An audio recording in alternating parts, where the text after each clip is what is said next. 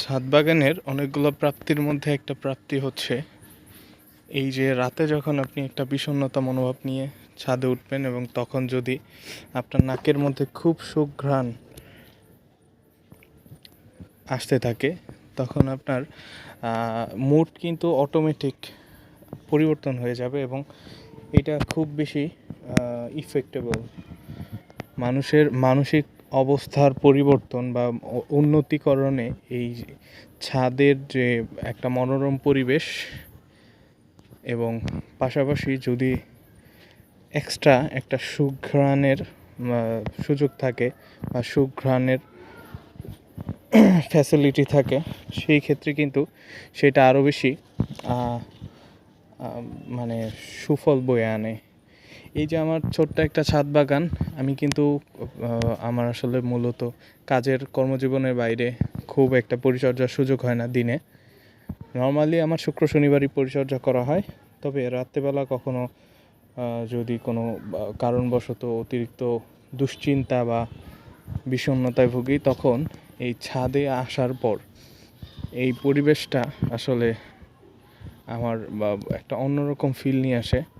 এই দেখেন আমার নাকচাপা ফুল গাছটায় কি পরিমাণ ফুল ধরে আছে, কি পরিমাণ, মানে এই উপরের দিকে যদি তাকাই পুরোটাই সাদা ফুলে ভরপুর। মানে এগুলো আসলে দেখার পরে,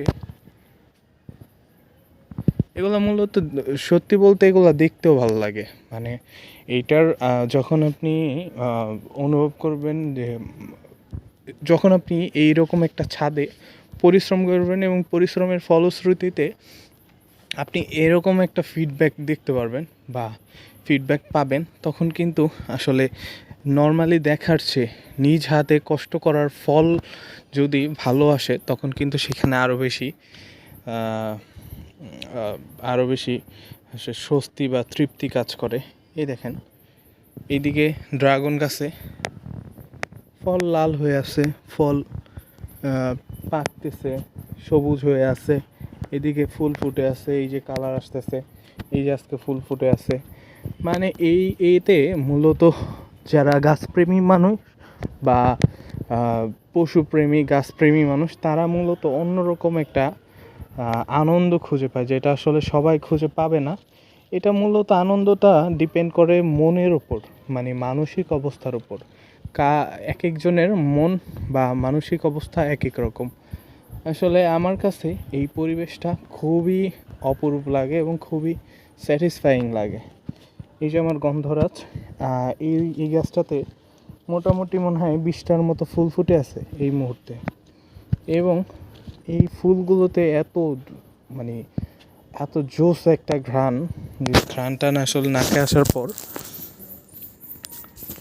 আসার পর আসলে মন যদি খারাপও থাকে, সেই মনটা কিন্তু অটোমেটিক ভালো হয়ে যায়।